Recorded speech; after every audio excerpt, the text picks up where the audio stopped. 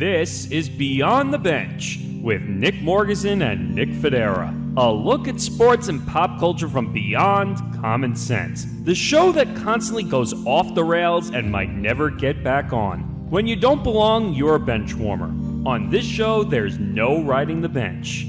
This is Beyond the Bench on the Empty the Bench Podcast Network.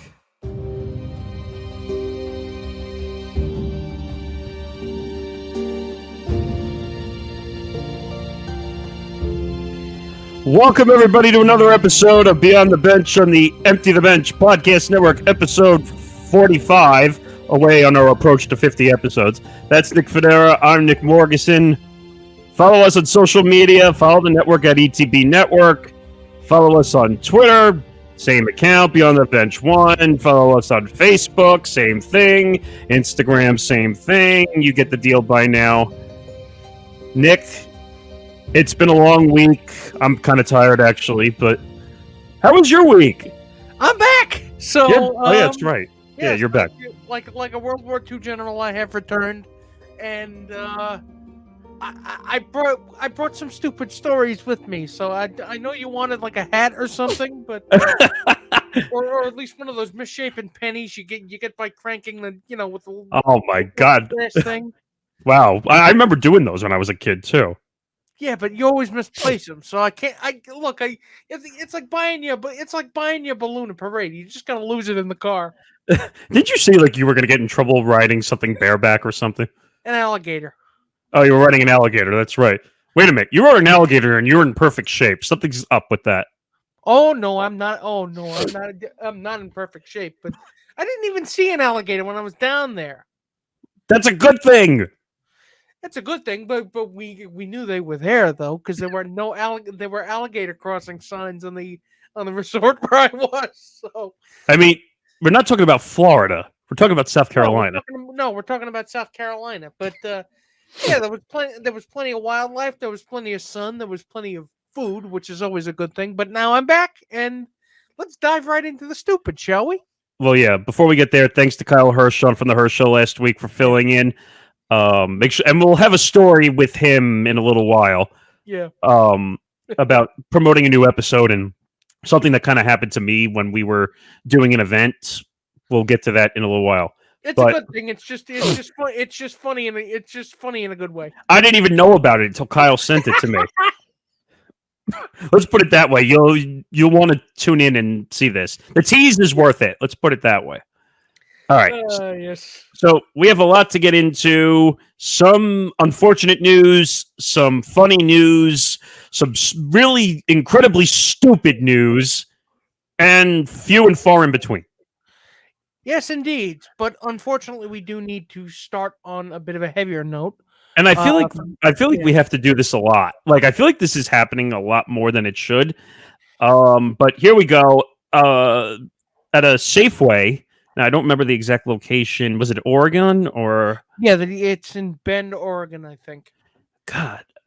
So at a Safeway in Oregon, the shooter, and I took part of the quote here, said it was basically a warning that he put out a warning that he was going to commit a national tragedy. Yes. So he had posted on, I think, either 4chan or some other weirdo internet forum. So just to give you the basic facts of the case, he stormed a Safeway, which is a grocery store, and shot 2 people, killed 2 people, and he also shot himself. So, gee, what a surprise! Someone who committed a shooting. Which, again, these things you start to notice a pattern with these kinds of mass shootings, because it's really something, isn't it? Where the mass shootings are starting to have a pattern.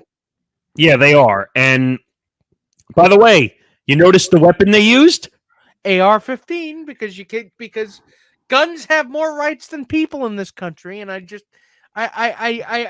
don't understand why. I mean, I didn't understand how bad it was until I actually started to go to some restaurants in Pawleys Island, and I saw no weapons allowed on the premises signs outside, posted on the front door of the restaurant. It's South Carolina?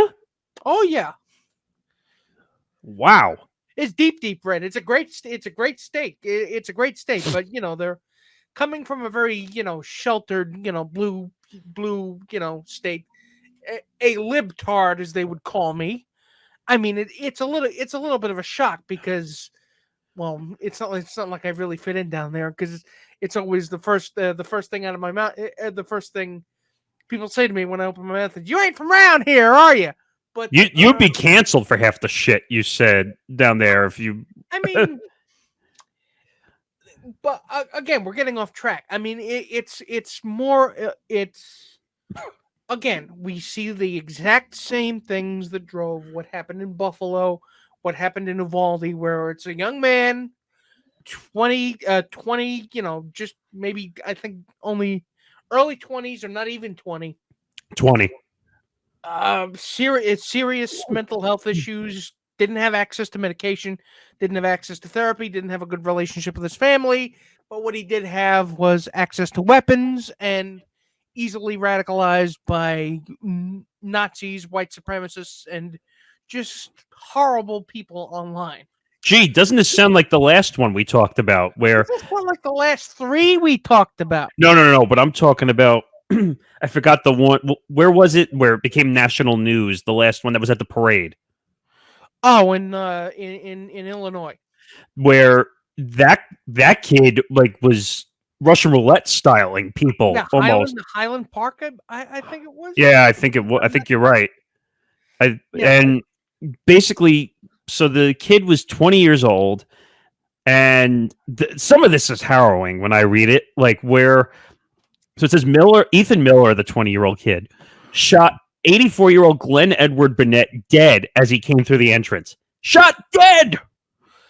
Which this kid was, I mean, he killed those people because he was looking to get famous and was looking to die creatively because he styled himself a bit of a gladiator and he wanted to go down swing in a violent world because, again, this is the level of delusion we're working with here.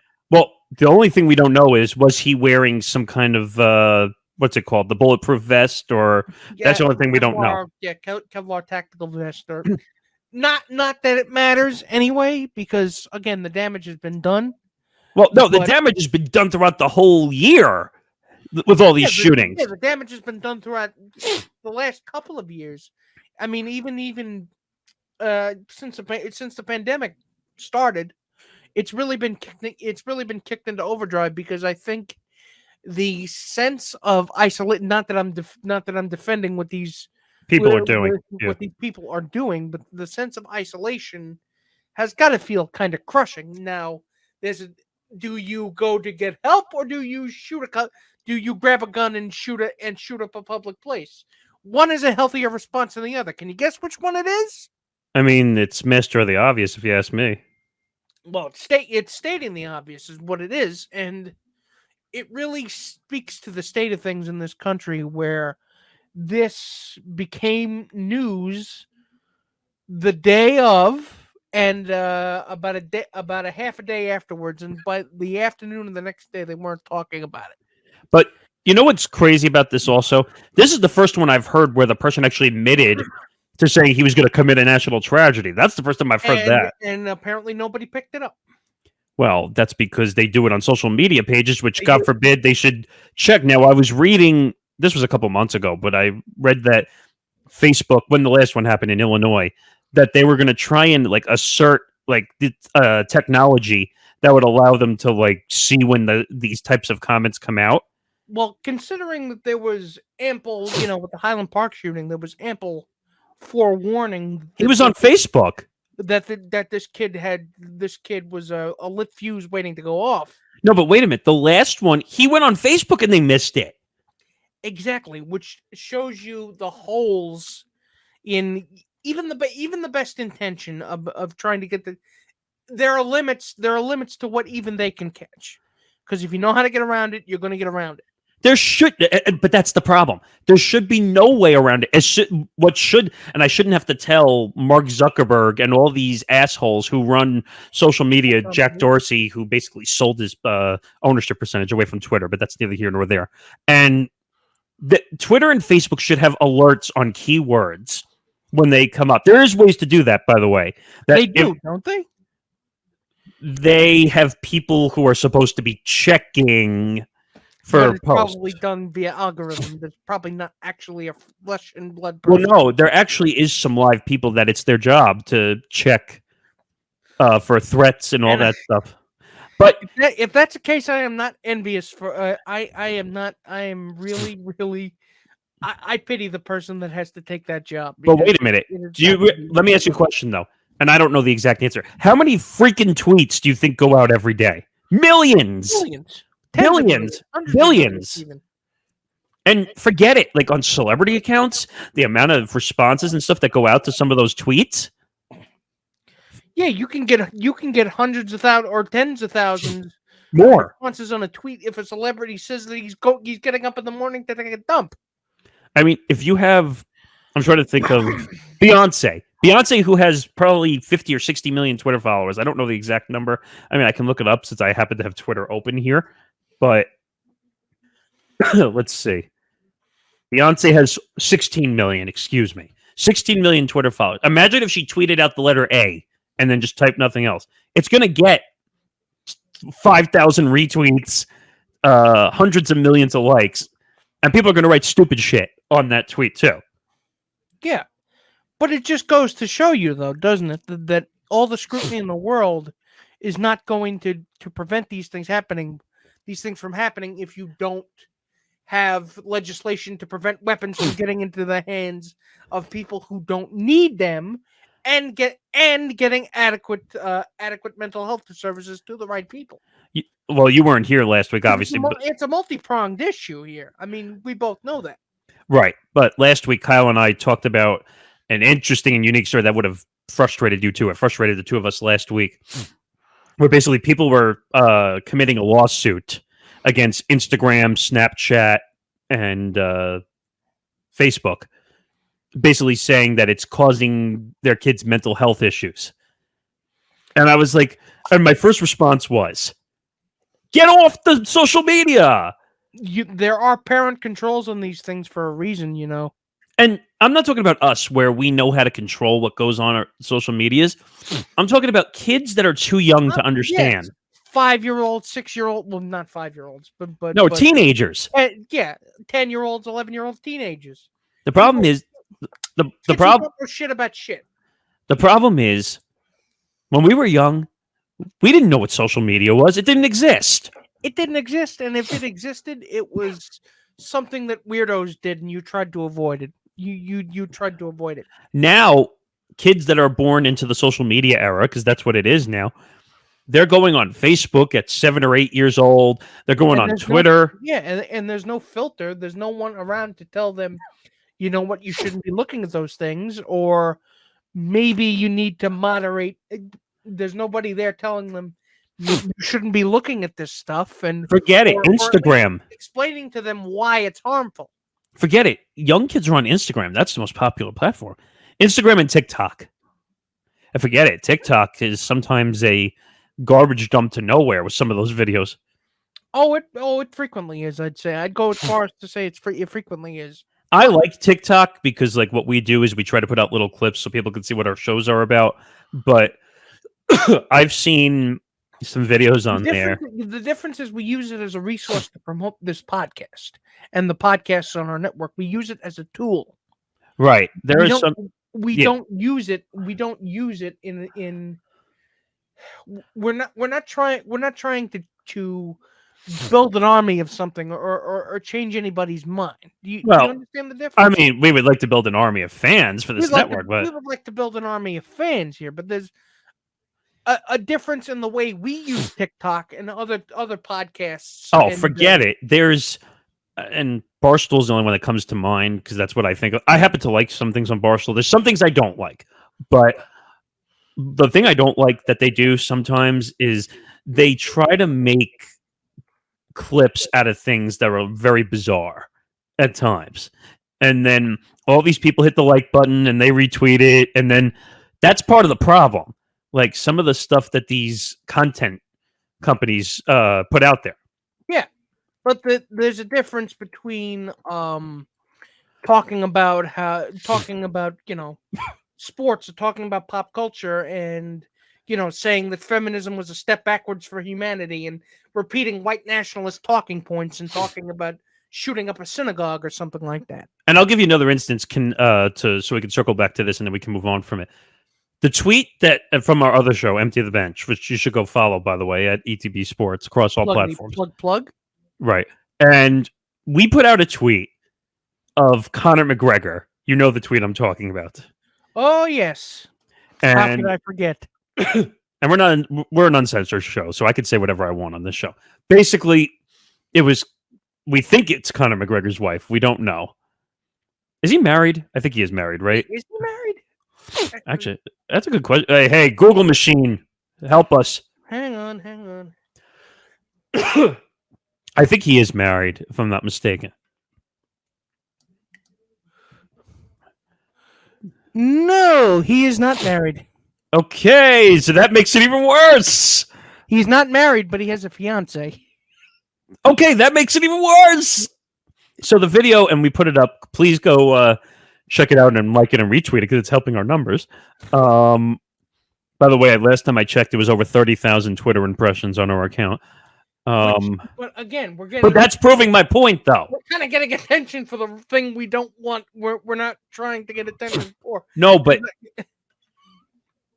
not that I'm complaining about the fact that we got the attention, because we can use it in a positive way, but it couldn't have been for something we said or the content we put out. But that's my point, Nick, and that's going back to this story here. The wrong stories get the attention on social media. Shooting up, trying to commit a national tragedy is not getting the spotlight for trying to say, hey, we need to stop these things. Or thinking that, by committing a national tragedy, you'd somehow become a legend or somehow die like a Viking or some crazy shit. But instead, we put up a video about Conor McGregor getting head from a woman, whether that's his fiance or not, and that's getting all the likes and retweets. See, I'm all for having fun with social media and posting fun videos, but you have to understand that it's a tool, and a tool can be used to help people, and it can be used to harm people. The way it's constructed in a way that rewards bad behavior and disincentivizes good behavior. Well, or doesn't incentivize good behavior in as much as it should. Can I tell the story of what happened to us with that other tweet? Yes. Okay, so this was did we have this show at the time when that happened or no? I think it was before that, right? Yeah, it was before. I was still at my old job at the time. Oh yeah. So you were still. The network itself hadn't launched yet, but in fact, that was still Empty the Bench. That was still the Unspoken podcast back then. No, it wasn't. I think it was the beginning of Empty the Bench. I think, but it was a Mets story. It was who was the player again? He's on Cleveland now. Ahmed Rosario. Oh, right. Ahmad Rosario. Right. And I was sitting at my job, my radio job, and I saw this Instagram video come out of him and a friend of his speaking in Spanish. And I went and translated it myself. Like I searched all the words. And there were other people that came to that same conclusion anyway. So I must have been like the first one. That's rare that someone you were one of the first. You were not the first. No, I'm saying like that it got exposure, which I wasn't. It got exposure, and it turns out it ended up on the timeline of Mr. Ahmed Rosario himself. Well, wait. Before you get there, don't rush the story. So I put it up there. All of a sudden, my phone is like exploding, and it was getting hot. Like I had to take it out of my pocket. That's never happened before. Usually that only happens for one or two occasions. One, a million people are calling you because they saw you on TV at a baseball game or something. Or two, something on your timeline on social media went viral. Ding, ding, what we're talking about here. So I go through, And I'm like, oh God, what just happened? And like a bunch of random Mets fans are liking it and retweeting it and commenting on it. The Seven Line Army as well. Did they? I forgot about that. I think people who belong to the Seven Line Army. Well, I'm glad you brought that up because that'll come up later. But yeah, my point is, all of a sudden, it's blowing up. Like, it hit like 20,000 impressions in under 10 minutes, which I've never seen in my life. and ever. the entire thing was you were asking a question. Could he's talking about Cleveland, the then Cleveland Indians, they're now the Guardians. Well, so I think I basically said, is this breaking the rules? Is this breaking the rules that he's talking about being traded to Cleveland while he is still a member of the Mets? And technically it is a broken rule. That's against MLB. That's against MLB tampering rules. So Ahmed Rosario found that tweet, replied to it. Well, so it died down. First it died down. Like everything kind of slowed down. And then all of a sudden it started again. Because that's when I found out Ahmad Rosario didn't like it or retweet it. He quote tweeted it, which is worse. And then you had the army of Mets fans saying, "You don't listen to them, Ahmed." There was one commenter who called us the QAnon of baseball. That was funny, by the way. That was funny. Which was funny. It stung at the time, but the point is, even though you were proven right in the end, because he did get traded in the end. I mean, but wait a minute. Is like go ahead. No, go ahead. Go ahead. Finish. Social media. I mean, it incentivizes negative behavior from people, and I'm not even. It wasn't even negative behavior in a sense. I'm not even comparing. The radicalization of a mass shooter to what we went through, because it's two completely different things. However, this didn't get attention. Ours did. It's just, the things that should get attention aren't, and the things that shouldn't get attention are. And unfortunately, the things that shouldn't have gotten attention. Unfortunately, in the end of that whole mishmash, do you remember that someone from CBS News reached out to us also? Yes, I do. All of a sudden, just to finish that story quickly, all of a sudden we get a DM from someone at CBS News saying, "Can we talk to you, or can we borrow your tweet? We'll share it." And I was like, "Oh God!" Like the tweet was at 100,000 Twitter impressions. I never saw that in my life, ever. Never seen anything like that. Like when you hit 100,000, like celebrities do that easily. But it wasn't even for a good reason. It was for. But you know what? I tried to DM him afterwards, and I tried to say, like, "Hey, can we talk about this before you start blasting the shit out of us, and let us tell our side of the story before you, start, because we were getting death threats at one point. Do you remember?" I don't remember if we got death threats. Oh, we did. I remember in the comments section. Because Mets fans were delusional, remember? Crap. I didn't know that. Oh yeah, big time. Because Mets fans think that if you go after them, that they have to kill in return. Oh, God. And let me just clarify. Not all Mets fans are like that. I know a ton of nice Met fans, by the way. So, including Kyle, who we went to a game, which I'll explain in a little bit. But long story short, this should have gotten more attention from the safety standpoint of why we're not protecting big-time establishments like malls and amusement parks and movie theaters, if people still go to those, and big-time establishments need more security. Exactly. And they're not going to do it because they don't want to spend the money. Oh, God. Thanks a lot, government. Thanks a lot. Thanks for nothing. So, all right. So from the bad to the worse, you brought this story to my attention. I kind of saw it, but I don't know the whole story. Comedians Tiffany Haddish and Ari Spears are accused of child sexual abuse. molestation, I believe, was the word that the Daily Beast used, and or TMZ used. And the details of this, for those of you who don't know, because this broke a couple of days ago. So Tiffany Haddish is a comedian, and Ari Spears is also a comedian. A couple of years ago, I think it was 2011. Wait a minute. This happened in 2011? Let me just make sure that it's. I'm reading the story now. I mean,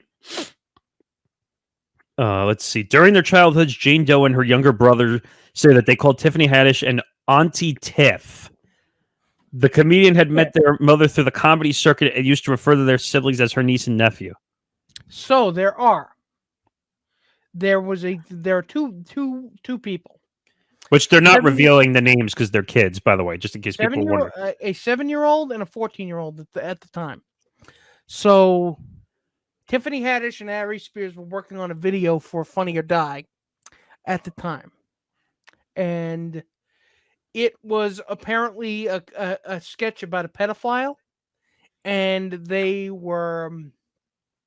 apparently Tiffany Haddish was instructing these kids on how to fake, sexual things. And it says perform inappropriate acts on camera. Perform inappropriate acts on camera for a sketch, but again, completely inappropriate stuff. Of course it's inappropriate. They're underage. So if this is, of course, if this is true, I mean, this looks really, really, really, really, really bad. You're being nice. This is not just bad. It's terrible. Why is this first coming out now? I don't know why this is first coming out now. Have you noticed when there's issues with big time names and sexual abuse or allegations, Jeanette McCurdy, who we talked about over the last couple of weeks, you notice that these things are taking years to come out? Yeah, so this is, well, that's usually that's because it happens in a lawsuit because nobody presses charges, and it takes years to put these. And we'll get to Nickelodeon in a little bit because there's more on that story as well. There is more on that. We'll get to that, but this is disturbing, not just bad.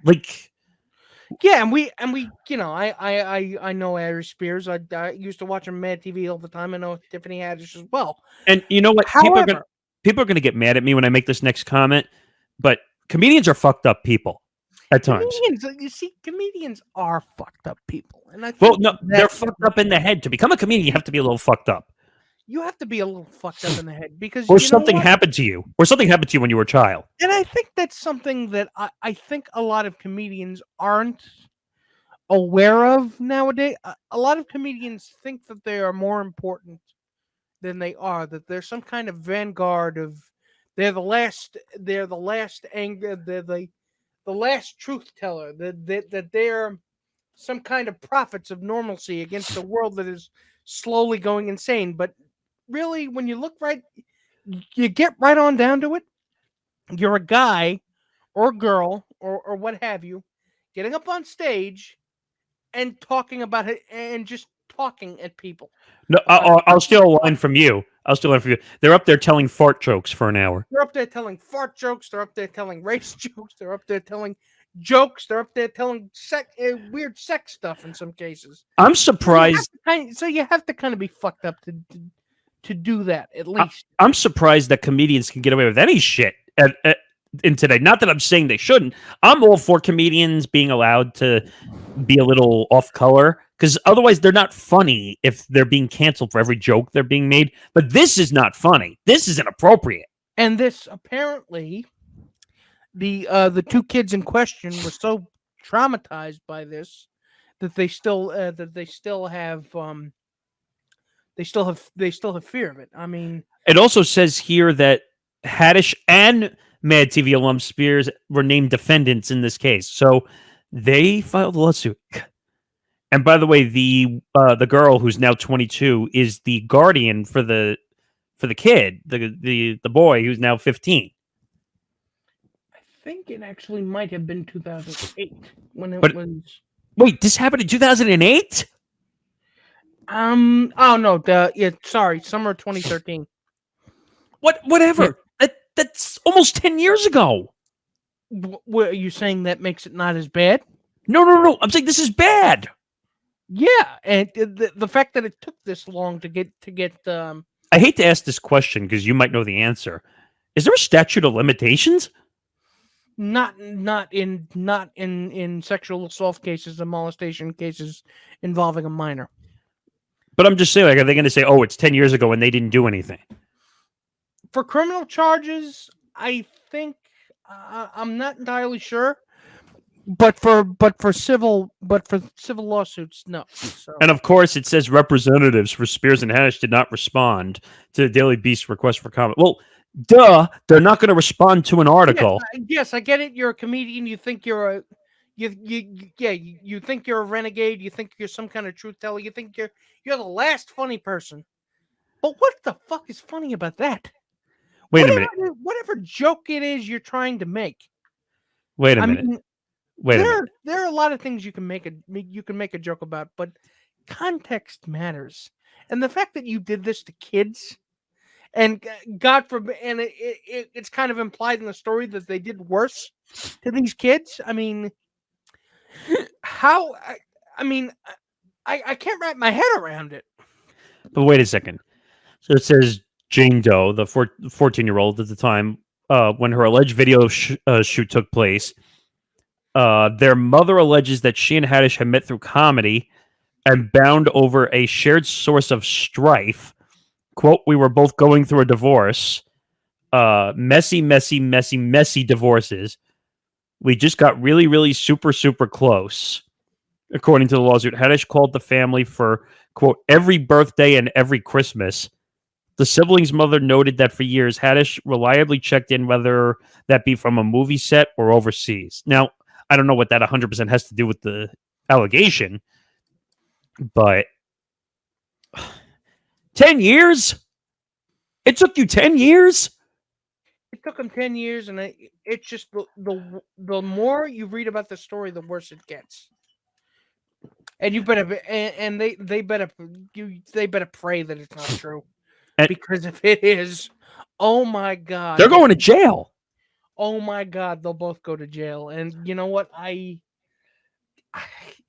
Again, if it's true, I can't have any sympathy. And it says Haddish allegedly told the child that she'd found, quote, "a perfect role for her in her very own commercial." Neither Jane nor the mother knew what the shoot would entail, according to the lawsuit. Okay, lesson number one. Okay, if you don't know what you're going into, what are you supposed to do? Well, first of all, you're supposed to make sure your parents are with you when you're dealing with people who are underage. First of all. No. That's not what I'm saying. They said that the mother or the child didn't know what was going on. If that's the case, what's the decision? Yes or no? No, don't do it. Thank you. That should have been red flag.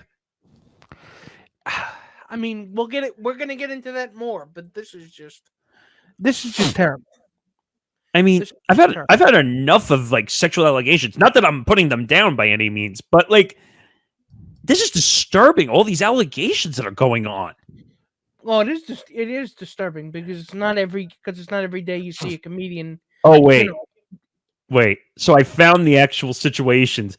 So it says the clip Spears and Haddish asked Jane to watch on the recording, with allegedly seemed innocuous at first, if a little strange. A group of co-eds were arguing over a Subway sandwich, but then the co-eds began eating the sandwich in a suggestive manner from the opposite ends, quote, moaning and making sexual noises as they both ate the sandwich in a manner that simulated the act of fellatio.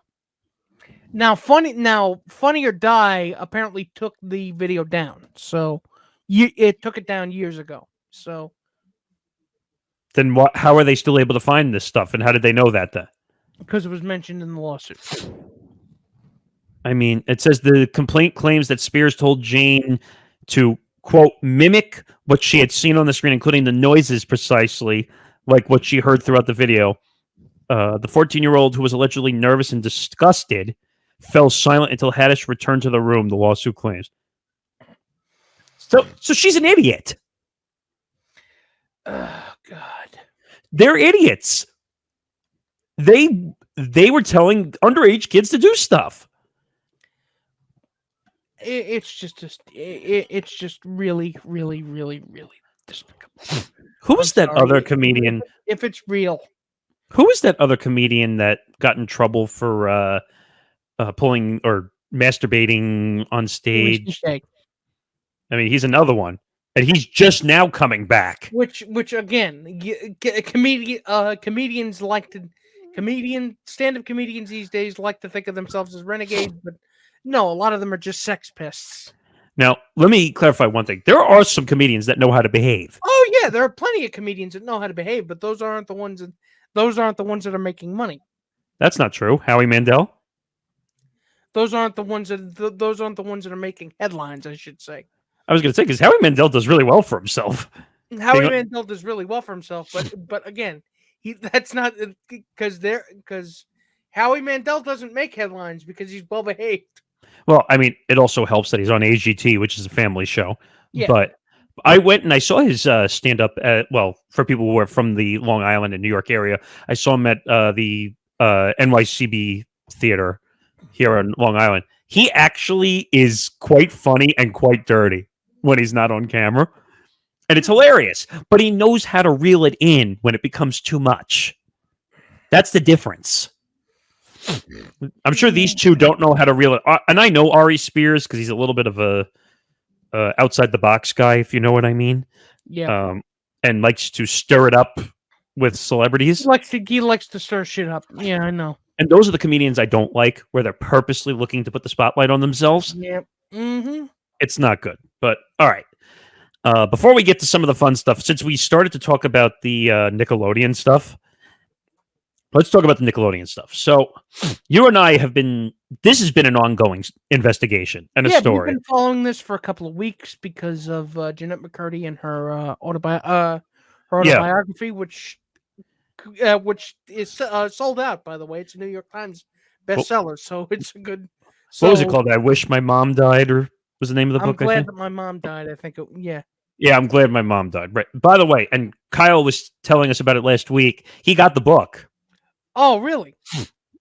And I actually want to get the book. I don't read very many books, but that's one I would actually read. Because from what he told me, there is some harrowing stuff in there. Really, really, really rough stuff in there.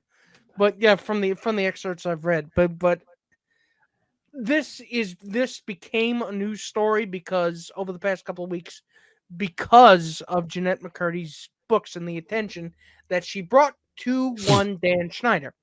Now, for those of you who are not around our age, for those of you who don't know, Dan Schneider was basically the executive producer and creator of a lot of live-action TV shows that Nickelodeon produced in the 90s. He was basically like a Nickelodeon TV god, almost. Like he was like the TV god of Nickelodeon at one point. Yeah, he did the Amanda Show. He did the all that. He was involved in all that, although he didn't create it. Kenan and Kel. Kenan and Kel he was involved in, though he didn't. I don't think he created it, but iCarly.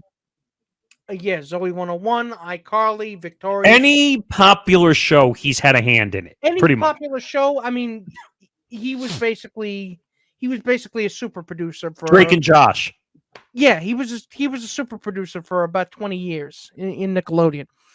And it's always been a bit of an open secret with him, at least for the last 10 years. So, yeah, 10 years. That he's a pervert in that he's a pervert. That doesn't even describe half the shit that's happened. Mildly, that he is abusive, verbally abusive, emotionally abusive, and he likes feet. And has a foot fetish and is kind of, creepy. Is creepy, right? Is asking for massages and basically, he's been accused of sexual assault. Now, he's been accused of sexual assault. Like I said, it's been an open secret for a while, but Nickelodeon never really made a move, an official move about it, even though it's been an open secret, until they kind of unceremoniously pushed him to the side as Sam and Cat 2019. Yeah. 2019. Yeah, as Sam and Cat was coming to an end. Right. I In think that was 2019, right? Yeah. Yeah. So you have to imagine that Nickelodeon was very well aware of these allegations. Oh, come on. Nickelodeon probably knew about this from the beginning. Yeah, they knew about it and they protected him because he was the golden boy.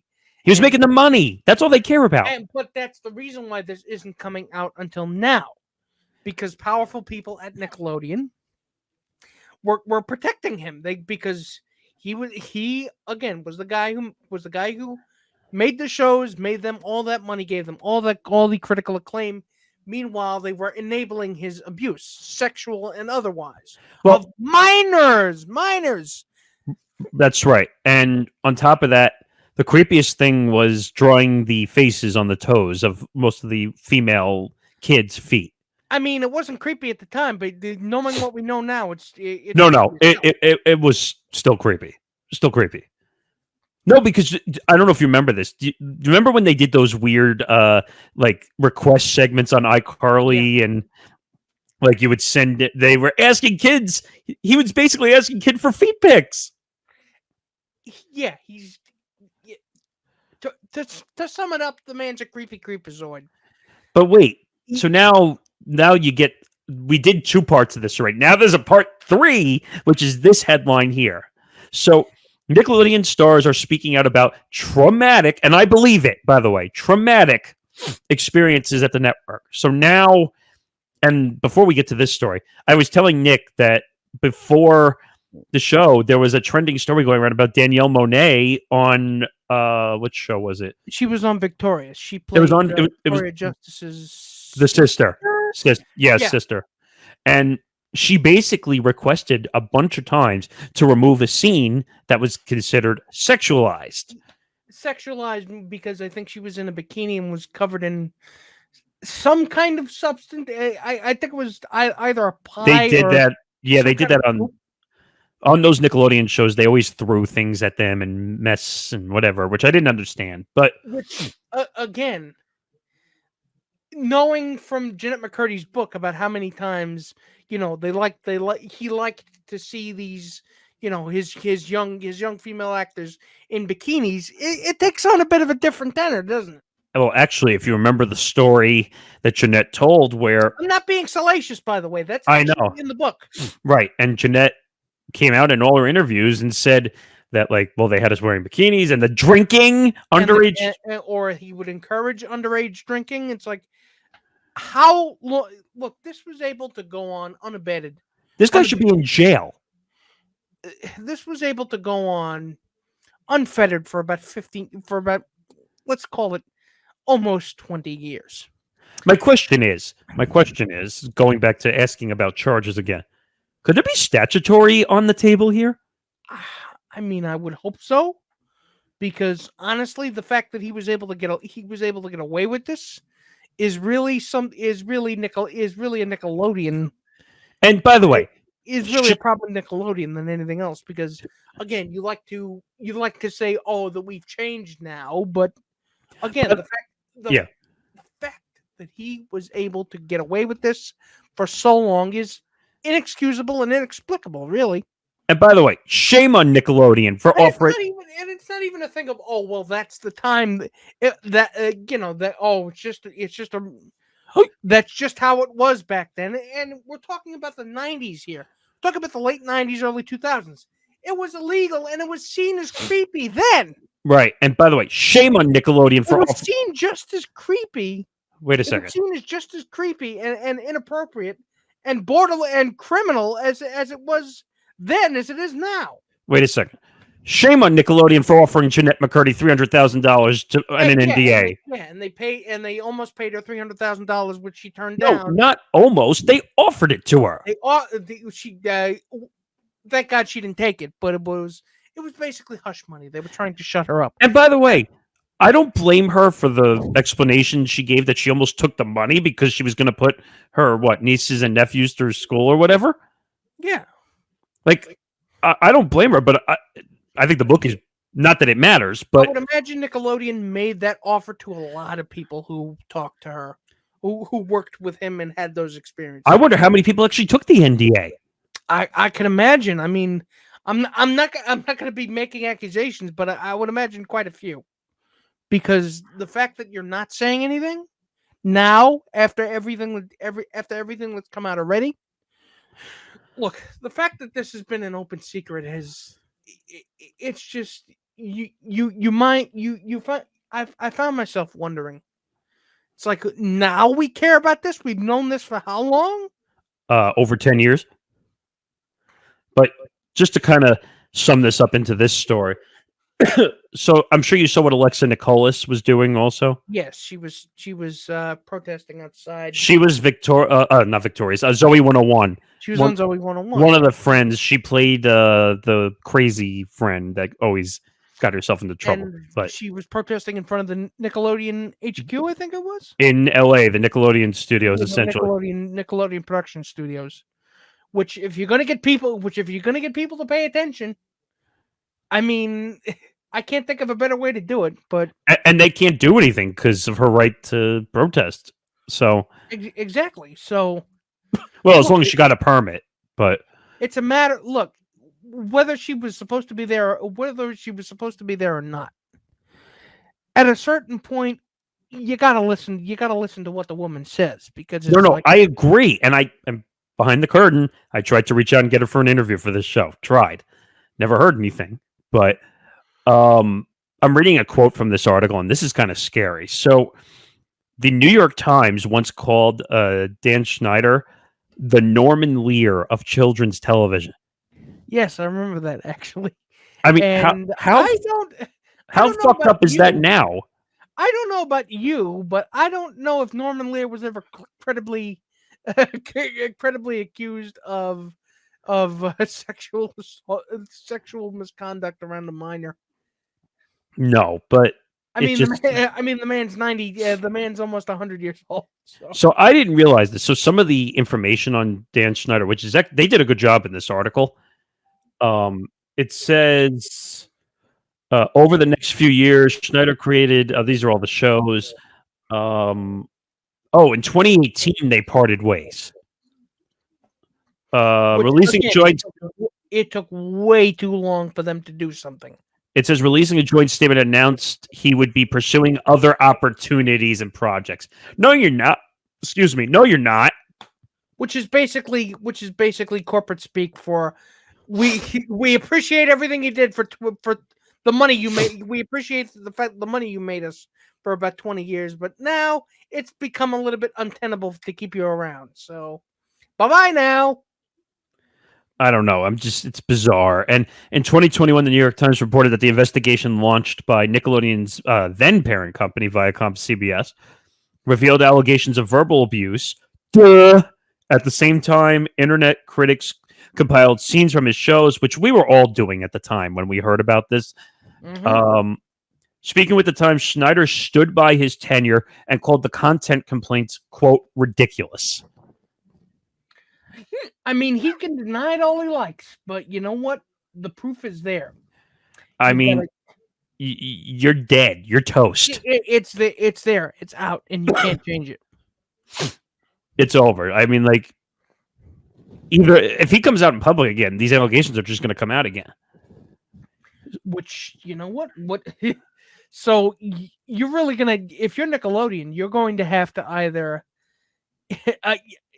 I'm sorry, but the executives, Nickelodeon is going to have to answer for this. Well, there is no answer. You can't just sweep it under the rug, though. It'd be nice if they said, like, "Hey, we apologize," and not that a joint statement. It'd be nice if they apologized and not trying to do the whole hush money thing. Well, not that a joint statement is going to matter to most of these people because the damage has already been done to a lot of people, a lot of these actors. But no amount of money is going to be able to fix that. Forget the money. But I'm saying, like, even if they came out with one of those bullshit PR statements, well, on behalf of Nickelodeon, we would like to say that we apologize to all the actors and actresses who had to deal with Dan Schneider and all his shenanigans. You think any of those actors or actresses are going to care? Or at least acknowledge that it happened. But you're right. No, none of them will care. because the damage and the emotional and physical trauma has already happened. Yeah. Look at Jeanette McCurdy. And you're not, and you're not gonna you're not gonna be able to get past it. But again, they look the other way because profit took precedent over humans. And I'll say it one more time, and then we'll move on and try to find some lighter stories. But if you look, I always thought about this over the years. Jeanette McCurdy's character on the show iCarly and on Sam and Cat was very like bully-ish, like always was out to get people. Now I'm wondering, like, if that was kind of like, how much was that her lashing out? Yes. I mean, or how much is that was her character connection to real life? I mean, only she'll know for sure. But to be honest with you, it definitely casts a bit of a pallor on a lot of their live action programming in the '90s. I mean, and that was stuff that I was raised on. So me too. And by the way, after all this, I refuse to watch anything on Nickelodeon, even though, or put my my niece and nephew to Nickelodeon. I'm not going to let them watch any shit on there. I don't trust them. Like, but all right. Let's see. One more. Well, this is more of a stupid but fun story. You ready for someone to be declared dead? Unfortunately. So, Kanye's at it again. Kanye declares Adidas CEO dead.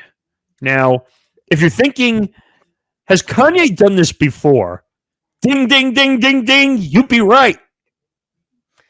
So, Pete Davidson is no longer dating his ex-wife. So now Kanye just sat in his easy chair and said, "Oh shit, what am I going to do for fun now? What am I going to shit post now?" So I know the CEO of Adidas for some strange reason. Well, so you know he has all these deals with apparel companies and his Yeezys shoes and all this bullshit, which, by the way, don't buy his stuff. Watch, now I'm going to be on the dead list because I said that.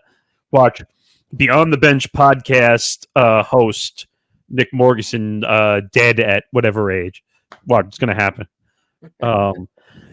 So it says, Kanye isn't done taking shots at companies. He's helped to make billions of dollars. Now setting his sights on Adidas CEO Casper Rorsted with a phony newspaper headline declaring him dead. Now, is the New York Times going to sue him for using a fake headline with the New York Times? I mean, technically, the way they format their articles is not technically copyright infringement because I don't know if you can copyright that kind of thing. No, but you're using New York Times, and they didn't. It looks like they put it out when they didn't. I mean, wouldn't you be mad? I'd like to think they could sue him for copyright infringement, but I don't think they will. Or what about like libel? Like what about? I mean, if you're saying something about, the CEO of Adidas could definitely sue him for libel. No, but I'm saying New York Times is going to be like, what the fuck? How did we end up in one of Kanye's? How did we end up dragged into this? How did we end up in one of Kanye's bad benders? And that's what this is, ladies and gentlemen. This is a cry for help from a deeply, deeply, deeply unwell. He's been crying for help for a long time. Yeah. So, did you see the caption under it? By the way, no, I didn't actually. So the Instagram caption, because he doesn't give a shit about any other platform except Instagram. That's where he likes to do all his shit posting. He wrote, "God loves us." Don't you hate the fact that he does this stuff? I mean, seriously, dude, you're a millionaire. Do you really need to be caught up in this crazy shit? Nick, he's like way more than a millionaire. He's a multimillionaire. Even more than that. He's Doesn't a millionaire? matter. I think he might be. I'm not sure if but whether he is or not. He's a rich motherfucker, okay? He's way too rich to be he's way too rich to be caring about this stuff. First of all, stop wishing people to be dead just because they did something to you. Because again, he seems to have this need, this all-consuming hunger to be thought of as the victim, and I just don't understand where it comes from. By the way, I just realized it, and there's a picture if you go down below in this, or if you're looking, it's on TMZ. He did a similar thing with a New York Times headliner that says Skeet Davidson dead at age Yeah. 28. So he's got a track record of doing this. after they broke up. But he's got a track record of using the New York Times letterhead and newspaper to put his headlines in. Because he shit posts like a 14-year-old who just discovered Photoshop. I don't know. Is the New York Times a righty platform? Is that why he's doing it? I don't know why he's doing that. No, I'm asking you. You know this stuff better than I do. Which way does New York Times lean? They're more centrist than anything else. I know. Oh, are they? They like to think of them. People like to think of it. People on the right like to think of them as the lefty media, but I guarantee you, the New York Times as a legacy paper is much more centrist and right wing than you might think. All I know is this is bizarre. This is bizarre behavior in every way, shape, or form. You know what? It'd be funny if it wasn't. It'd be funnier if it wasn't sad. I mean, I feel bad. I mean, that could definitely be construed as a threat. And to be honest with you, I just somebody needs to get this man help. I feel bad for the joint kids Kanye and Kim had. I don't know. No kids are supposed to be raised like this. I mean, and to worry that your father is a deranged maniac, or that he's having a hard time after the divorce. It's like, I mean, I've heard of people having hard times after a divorce, but Jesus Christ. No, but stop being a deranged maniac on social media. Again, this is what social media kind of incentivizes, doesn't it? I mean, the one situation that stands out in my head was the whole thing with Taylor Swift at the was it the Grammys? Oh yeah. Well, that was years ago. So was it the Grammys or was it the was the MT? That was the I think that was the. Or which one is the music one? Oh no, the VMAs. Oh right. Remember that made headline news when he basically went up there and took the award out of her hand? And that was more than a decade ago. But that's still talked about. By the way, anyone who's born in the 2000s is not going to know what we're talking about. But let's put it this way. We're old. That's what we're saying. Yes, we are definitely old. I mean, if you consider 29 old. But yeah, this story is bizarre. And I never thought I'd say this, but in this situation, I feel bad for Kim. Oh, God. I never thought I would say that, ever. We're going to have to rewind that one back when this episode is played. Yeah, we'll definitely have... That's definitely going to end up in the best of reel somehow. So... All right, let's move on. Let's move on. Let's talk about money, and then we'll get to some fun stories. So Nick and I were talking about this, where a 34-year-old accountant who paid $100,000 in private student loans says they deserve relief too. Now, what we're talking about here is Joe Biden, who was basically came out and said, we're going to forgive $10,000 in student loans to everybody. But what they didn't think through is, how is this all going to be forgiven? Well, you know what?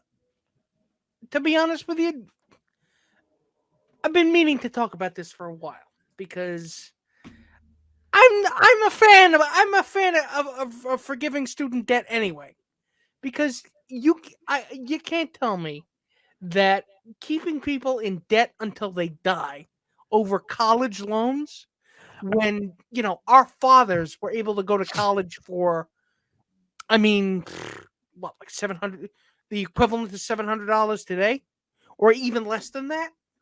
I understand that, but there are some people who are fucking rich and have money who shouldn't have their loans forgiven. I understand the impetus, but you know what? What are you going to say? Not you, but are people going to say, well, it's favoritism. You can't do it for just the poor. I paid for mine. Well, good for you.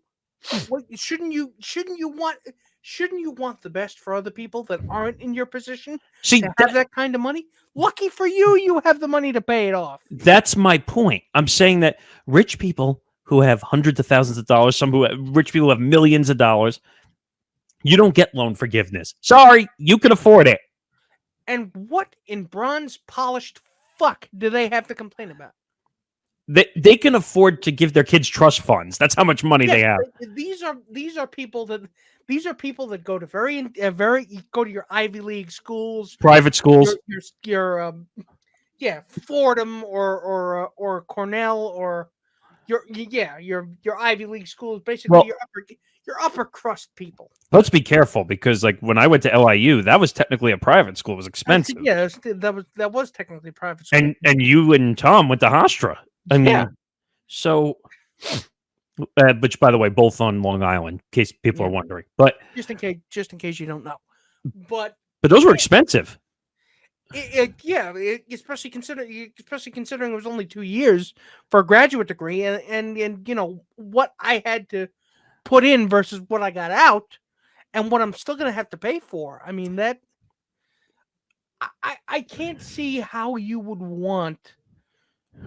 I just don't understand the moral framework of these people, where it's I suffered, so therefore you have to suffer. Let me say one thing, and this is going to get the educational community throwing tomatoes at me, so just be prepared. I don't think college has the same amount of value that it did years ago. It doesn't. You know what? And it should.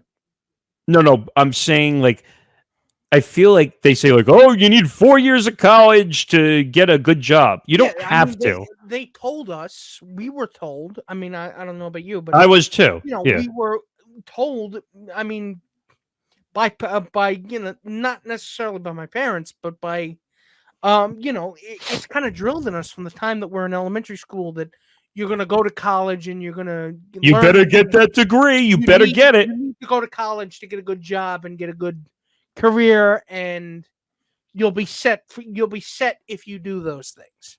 Which, by the way, is not the case anymore. Then you will get that. It's not the case anymore, by the way. It's not the case anymore. It probably was the case 35, 40 years ago. But yes. You know what? You know, I don't know even know if it was the case 35, 40 years ago. No, well, because there are people in my family, people that I know from other families that didn't finish college and were able to get a fucking we're able to work 20 years in a, like, for instance, I have an example for you too, but go ahead. If let's say it was like 1980, 1986, 1987. Oh yeah, the year my brother was born. If I went to college and dropped out after 6 months, you would have been screwed. And I went no. And I went to a local paper, gave some of my work in as a portfolio. As a local pay, I would have been able to walk away with a job and a career. I don't know about 1986. That. Oh, absolutely. It's questionable, also. Because no, it's not questionable. Because I've seen it happen. Well, you're seeing it happen now. Again, older people that I know. Unfortunately, and you would have been able to get a career as a local newspaper, working for a local newspaper for the next 25 years and been able to retire. Now it depends. You can't even get your foot in the door of a local paper with a master's degree in journalism. I should know. I've got one. It depends on certain situations. Now, and I tell people, first of all, if you're going to go into entertainment business, whether it's radio or journalism, by the way, the three of us, and Tom included, who is on our network as well, we probably picked two of the hardest fields to go into. But again, we were told that if we did this thing would happen. Oh, I was told that it was going to be a very cause and effect thing, and we believed it. Am I wrong? No, I agree with it. And this will probably get me in trouble with the school, but I don't care. Don't go to LIU if you want a broadcast degree. Don't go to Long Island University if you want a broadcast degree. I mean, do you feel like you got anything out of it? No, hell no. It took me a year and a half out of LIU to get my first job in broadcasting. You know what? I hate to say it, but there's a reason why. There's a reason why I'm not working in journalism anymore. There's a reason why I'm doing this. I'll let you in on a little secret, okay? When I left LIU, I applied over 1,000 jobs in radio. 1,000. I remember. Didn't hear a damn thing until, you want to know how I got connected? It was someone I was connected to with LinkedIn, on LinkedIn. which again, it's about if I went to a prestigious school, I would have been able to get in. If I went into Cornell, I would have been able to. And if I grew up rich, I would have been able to get into a cushy staff job in the New York Times because somebody in my family knows somebody who works in the New. It's about if you're rich and well connected, the world opens up to you. It's about the money, not about the education anymore. It's not about what you know. It's about how much is in your wallet and who you your know. fucking family is. Well, yes and no, but mostly They're all yes. legacy people, and let's not sit here and pretend that it's otherwise. It's not.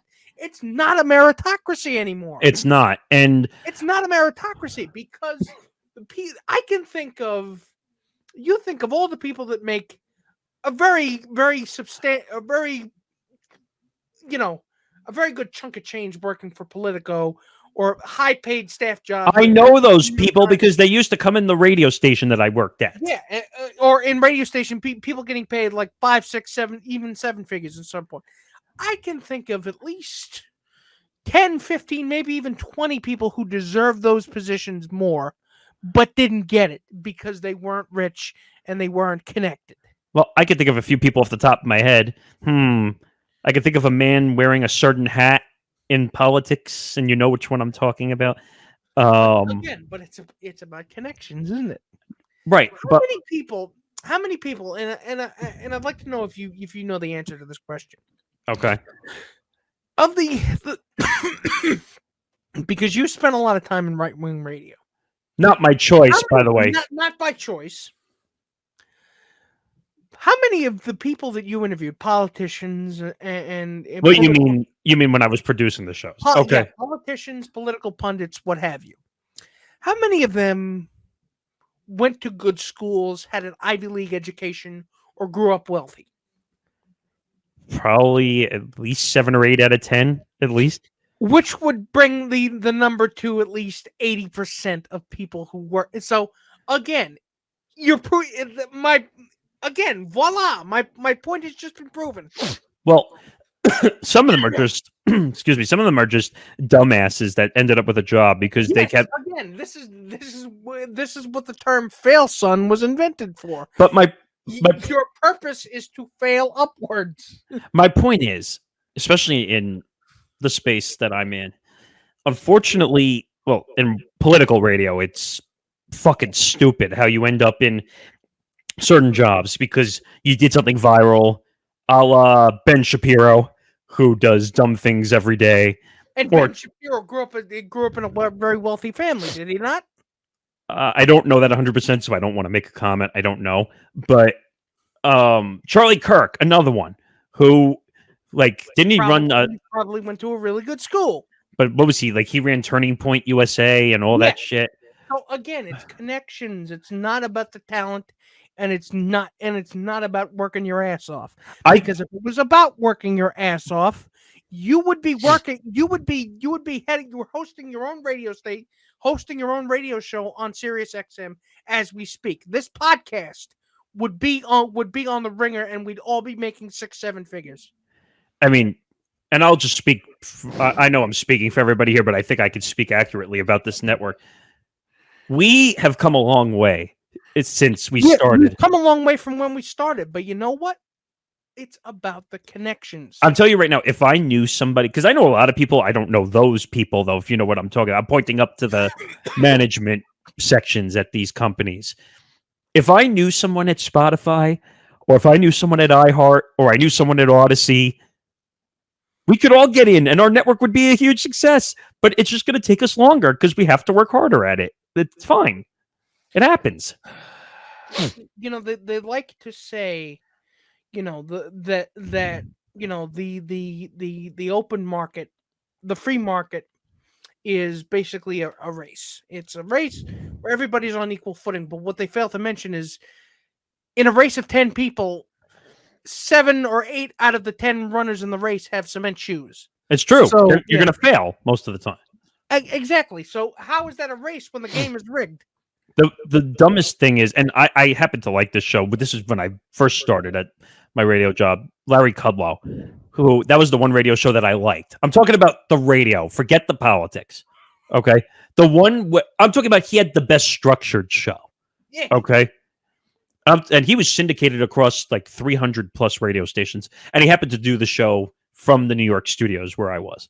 So he used to talk about free market capitalism, which used to make me laugh all the time. You know all about that. That was Reagan. Mm-hmm. Yep. And free market capitalism. Well, okay, what's your point? Like, the business, again, and this could go for anything. All I could say is you don't have to pay hundreds of thousands of dollars to get a good education. And this person here, this 34-year-old accountant who's complaining about paying $100,000 in private student loans. First of all, if you have $100,000 to pay student loans, you're not allowed to complain. Do that. You're not allowed to complain. Sorry, not allowed. You made your way up the ladder, and you're not allowed to pull it up, so nobody can follow you afterwards. It says here, Ash, a 34-year-old accountant from Connecticut, graduated from college in 2009 with more than $100,000 in private loans. She thinks of herself as relatively lucky. With the help of her husband, who didn't have his student loans, they managed to pay off in March of 2022 after 12 years of making sacrifices so they could afford the monthly loan payment. Do you want me to throw a party for you? Is that what they're looking for here? What exactly are you looking for? A cookie?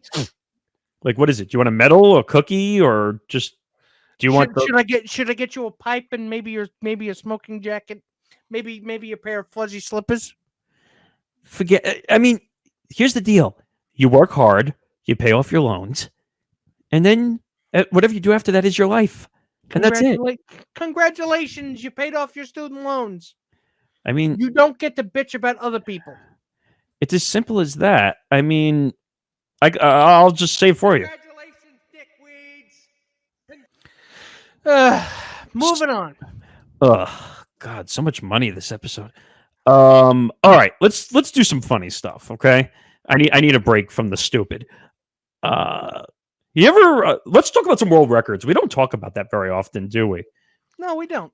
So, I thought this would make you laugh, like me. So, man breaks world record for floating down a river in a pumpkin. So is it the world record that he floated down the river long enough, or the fact that he did it in the pumpkin? Is that the world record? No. Because that would imply that there are other people who tried to do it in a pumpkin. It says a man in the United States has broken a world record that is just a tad unusual. In Nebraska, 60-year-old Dwayne Hansen set out at around 7:30 a.m. to paddle the Missouri River from Bellevue to Nebraska City along the Midwestern state's eastern border with Iowa. But Hansen wasn't completing the voyage using a typical vessel. Instead, he used a pumpkin weighing 846 pounds. It's a trip that was estimated to take roughly 846 pounds. The pumpkin. Plus him? I guess so, yeah. And it says it's a trip that was estimated to take roughly 6 hours. So, ladies and gentlemen, you know what? God bless him. You know what? Let's give him a hand, because you know what? That kind of sheer ballsiness, that's something that we seldom see these days, because usually people that are that crazy are people who are they're either ranting about lizard people and wearing tinfoil hats, or they're trying to sell you NFTs and just, act as a vacuum to suck up money from rubes. So the fact that man woke up that day and said, I am going to be the first one to paddle across the Missouri River in a pumpkin. How far did he go, by the way? I'm trying to find that out. Let's see. 38-mile journey to break the world record. You know what? Congratulations. I can't even say congratulations, Dickweed. I can say congratulations, you crazy person, you. I think that sounds kind of fun, but I'd be afraid of, like, wildlife in the water trying to eat the pumpkin. Not for nothing, not for nothing. But you're also. It's not like you're doing it in a boat. I mean, wouldn't the pumpkin sink? You think it hit him halfway through? It's like, oh shit, I'm doing this in a pumpkin. But couldn't it like take on water and then that would be the end of the pumpkin? Exactly. The pumpkin gets wet and takes on water. You're fucked. I don't know what to say. I mean, I'm not saying he's stupid by any means. I'm saying that this sounds like fun. I'm sure the record books are littered with people who died trying to attempt to break a world record. I hope not. So the fact that he did not die is really, he did this and did not die, or get seriously hurt or wounded while attempting this is really something in and of itself. It's noteworthy. Apparently, he had his phone with him, though, so I'll give him that. At least he didn't try to do it like, well, I'm not going to contact anybody. Yeah, don't call me right now. I'm trying to break a world record. I'm senile and I'm getting in a pumpkin and I'm sailing. Oh God! But all right, make sure you tune into the show next week where I attempt to break a land speed record by tying rocket powered skates to my ass. That's good. We could go viral on that video if you did that. I'll only be able to do it once because once your ass explodes, things kind of get things kind of get a little difficult. I can't make that joke. That'll get me in trouble. I'll tell you the joke after. I can't make that joke. Just remind me after the show's over. But let's move on and let's talk about my experience because I think I've teased it enough times. So Nick goes to a Mets game, and can you read what's at the end of that? Ends up on the SNY app. That's right. Our own Mr. Nick Morgasen ended up on Candid Camera, and not the Candid Camera you're thinking of. He ended up on SNY. That's right. The viewers of the last night's Met game against the Dodgers were able to get a face full of Morgasen. And so you know what? Let's go to the I feel like I'm John Madden right now. Let's go to the tapes, Pat. So here we go. So it's good. God, I wish we had a telestrator function here. So if you can't see, so there's Morgasen in the center. So we would draw a guy here, and we got this woman and this guy. I mean, they're looking at each other. It's probably a romantic moment that you're ruining, and I don't know why. I don't know what the fuck these people are looking at. So we got this old guy here, Kyle somewhere here. He's next to me. He's standing up. I can't see him. Well, no, you see the cut-off face next to me? That's Kyle. Shirt? That's Kyle? Yeah, he's wearing the jersey and the black shirt. Yes. So we've got Nick Morgasen here giving a Jim from The Office look to the camera as if to say, why, God, why am I here as a Yankee fan? So here's by the way, and I'll tell this joke because I wasn't there when you guys did the episode. So on Empty the Bench, which is on our network, by the way, go check it out Wednesdays at 3 p.m. Eastern. Basically, they were honorary Canadians when they did an interview. John Fitzgerald. So guess what? I'm an honorary 7-line member. Ha ha! So, ladies and gentlemen, we've got Mr. Nick Morgasen giving. He's looking. It's like you didn't even realize that the camera was on you, did you? No. And by the way, anyone who says I'm lying, I had no idea. There was no cameras around me whatsoever. It's almost like you're looking at the camera, going, "What the fuck am I doing here?" So this is a waste of a Wednesday. Well, no. So, and now I can say it because we're talking about it. So Kyle Hirschon, who does the Hirsch Show on our podcast network, we were going for content. We were doing a game. We were going to a Met game. I haven't been to a baseball game in, it seems like 3 years, by the way. So I said, you know what? Let's have some fun, finally. So we went on the private tour. So we got to explore the whole stadium. He wore a GoPro. You're going to get to see this. It's a lot of fun. And we walked through all the halls, sometimes the sneaky halls, which you don't see when you're a normal civilian. You weren't trespassing, were you? No. Yeah, because I hate to see you get caught by Met security with a big pair of yellow rubber gloves and a pair of bolt cutters. What for? I'm shearing the hedges. Right. So, and we even saw Gary Cohen because where we were, was the media entrance. So all the media was coming in as we were sitting in the outside the entrance waiting for the tour guide to come. And all of a sudden, we're just like, "Hey, Gary, what's up?" And he actually turned around and said hi to us. I was like, that was kind of cool. So, and then we saw, what's his name? Tyler Kepner, the, was he the New York Times writer? He's a national beat writer. Yeah. Which he's a really good writer, by the way. Yeah, he is. And he's written a lot of books. But yeah, we saw a lot of interesting people while we were waiting for the tour guide to bring us in. By the way, we saw all the suites. They're very nice. They are very nice. And they renamed one of the open air, what do they call it? The suites on the, not the suites, the eating areas. Like if you have a special ticket, you can go and eat in these areas. Like, so they have the piazza, whatever they call it. They just renamed it because obviously he's in the Hall of Fame and all that stuff. But it was kind of fun. And we got to see a lot of interesting new food while we were there. Did you get to eat any of it? Well, we had you might know this, Nick. You know Patsy's? Yeah. We had the famous Patsy's pizza inside of Citi Field. Patsy's under the Brooklyn Bridge, right? Well, but they have one inside the stadium. Yeah. So we got to have Patsy's and lucky bastard you. Hey, that was $11 for 2 slices. Freaking hell. But then we walked around the stadium a little bit, and then we did this I don't want to give it all away, but we went to this cool grab bag thing. It's a memorabilia tent area, and you basically pay money, and then you spin this. It's almost like a bingo thing. You spin it around, and they pick out a paper, and you win a free. You win a piece of memorabilia. It's kind of cool, actually. So, and then we sat in the 7-line section, which was that jersey I was just showing you. I became an honorary 7-line member. It was so awkward. And they had no idea you were really a Yankee fan. And if I guarantee you, if they did. Oh, no. Kyle had to say it right as we walked in the section. Yankee fan! I'm like, great. Was he trying to get your ass kicked?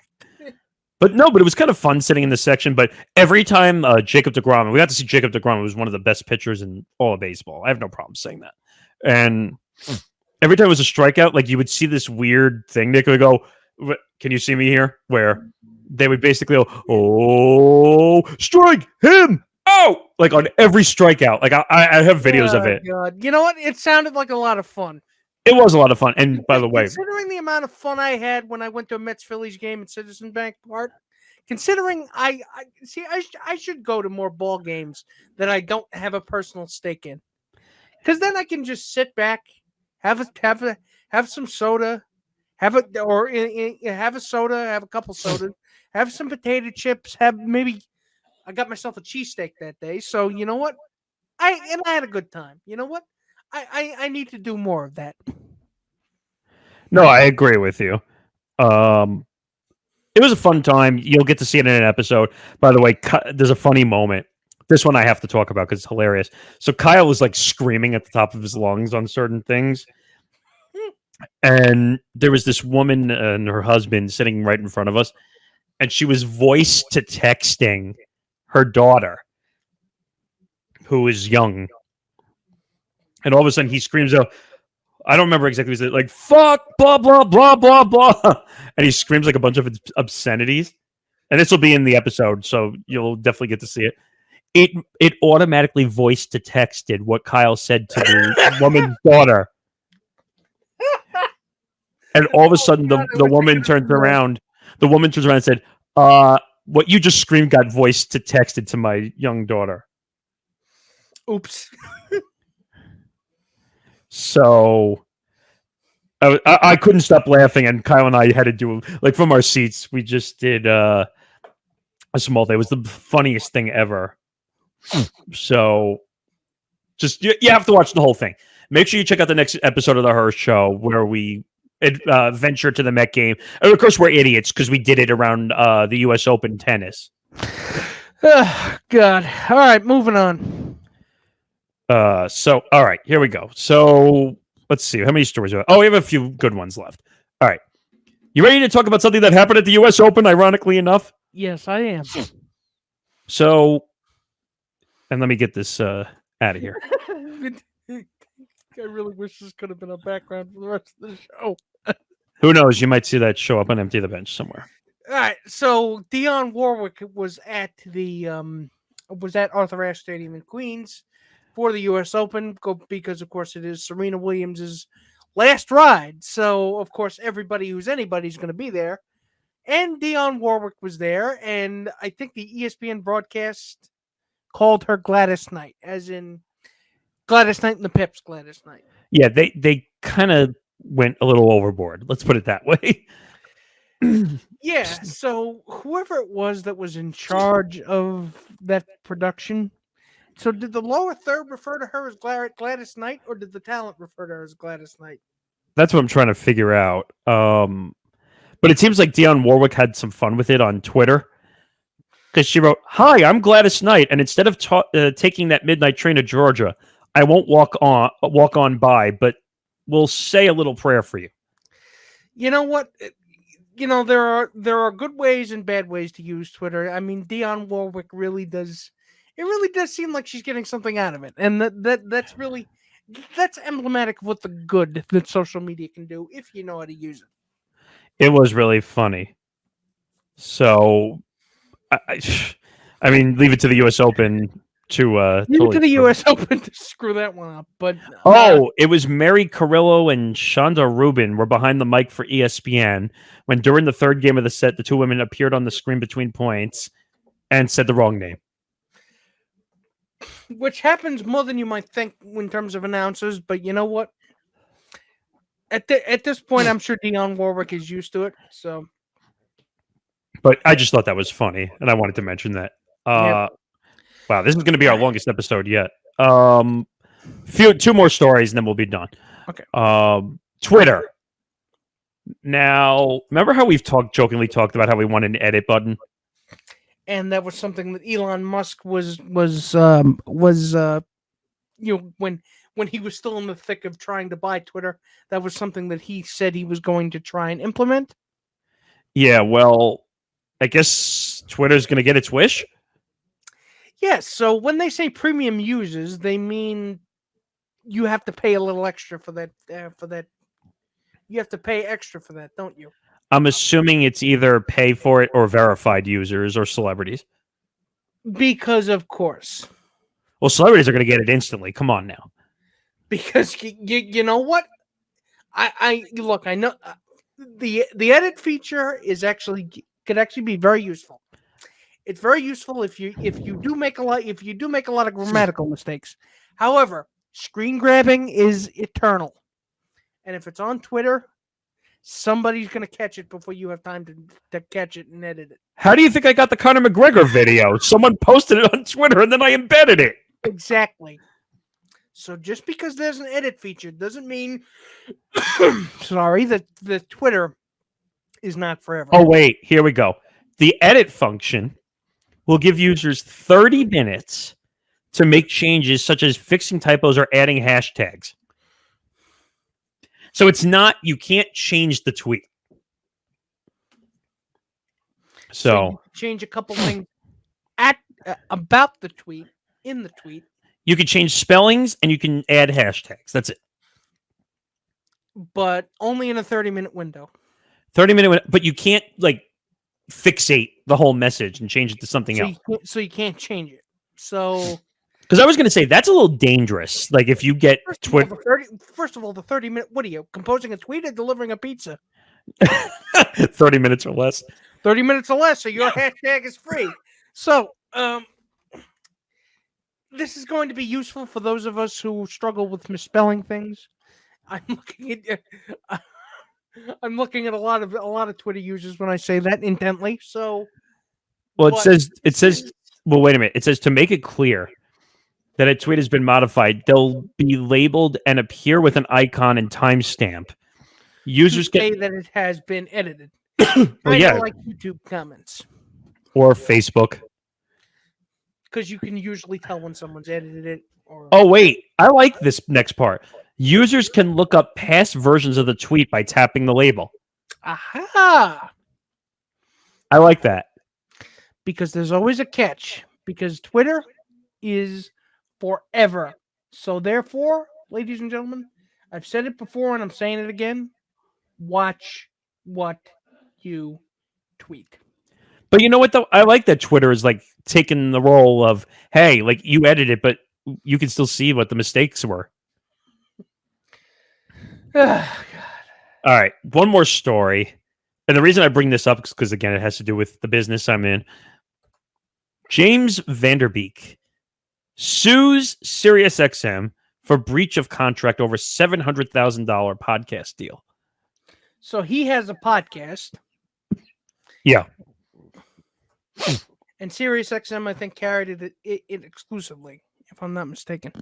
So the former Dawson's Creek star...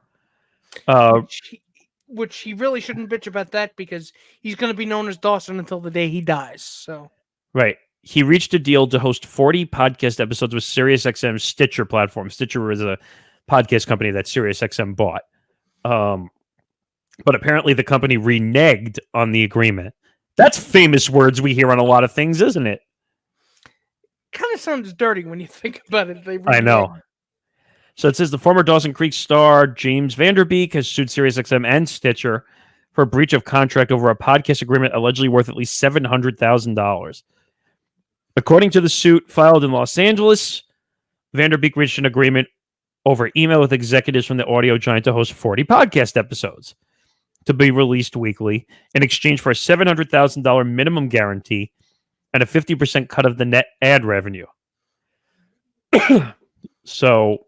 other financial terms outlined by the lawsuit include a $153,000 production budget and $50,000 marketing budget, both recouped against revenue. Wouldn't you like to have that kind of money to work with to make these podcasts? Hey, if someone's willing to offer us a $153,000 production budget, we could do a lot of shit. I mean, not that he doesn't deserve to have that money, because I mean, everybody and their moms has a podcast now, but it's crazy. I'm just saying it's a little absurd, the figures that are being thrown around here. I mean, and the reason I brought the story up also is because this business sometimes goes in weird directions. The podcast business is now like what's that phrase where everybody wants it? Whatever that phrase, hotcakes. It's like hotcakes. Everyone wants it. Everybody wants one. So I look at this and I'm like, he's probably made a decent amount of money in his career, right? Yeah. So you're really going to bitch over $700,000? You know what? $700,000 is not. It's not chump change, but I'm sure he's worth a bit more than that. So, but the worst part is, wait a minute, you want to hear how this story partially ends? Van Der Beek is seeking damages exceeding the $700,000 agreement. It's not bad enough. It's not bad enough that he's asking for the $700,000. I need damages. Oh God. Excuse me. What are you being damaged for? You're not being damaged for anything. Stop. Honestly, James, don't you have better things to do? I'm sure you made enough money. Not that I like to reach into people's pockets. That's not my goal here. But I don't know if you saw also Pat McAfee also left SiriusXM. Yes, he did. And I hate to say this, but SiriusXM is like cutting out good talent. Like they really are. But again, it's a matter of them giving an ungodly amount of money to people to make podcasts, but we're still toiling over here. But you know what? I'm not bitter about it. You know what it is though? McAfee has a $220 million deal with FanDuel. Like, so he doesn't care. I mean, he'll just say, "Bye, Sirius. I have my own money." Oh God. Which I'm telling you, that's going to be the way for the future. If we're going to succeed, we're probably going to have to get a gambling deal with one of the companies. Coming soon on the Empty the Bench Network, it's Empty the Bet, sponsored by FanDuel. Hey, that's a good idea. Win your money? Probably not. Will you care? Probably. But can we do anything about it? No. Hey, bookmark that idea, by the way. That's a good name for a betting show. Oh, shit. I just gave him ideas. Crap. Hey, you have to admit. All right. Coming this December, it's Empty the Bet. I don't know who's hosting it. I don't know. I don't know who's hosting it. I don't know what it's going to be. Hey, I'm giving you credit. I'm giving you credit for a good idea. Take the credit. That doesn't come out of my mouth very often. So I think, wow, this is a record-breaking episode. We got to end here. So that is going to do it for this episode of Beyond the Bench. So make sure to follow this podcast and the Empty the Bench podcast network on Facebook, Twitter, Instagram, TikTok, and what else am I missing? Well, as you said, follow all the platforms at ETB Network, including TikTok, which we just got on. Follow us across our Beyond the Bench platforms on Twitter, Facebook, Instagram, not Getter. No, we're not there. We're not there. We're not on Truth Social. Yeah, don't. If you're looking for Truth Social or Getter, get the fuck out of here. Exactly. Get her the fuck out of here. Go join Trump if you want to be on those platforms. So make sure you like and subscribe to our YouTube page. Make sure you check us out on all the platforms. We've got a lot of content coming, so make sure you keep your eyes wide open for that. So, for Mr. Nick Morgasen, I am Mr. Nick Fodera, and I am saying good night, everybody. See you back on the bench. Good night, everybody. We'll see you next week for episode 46.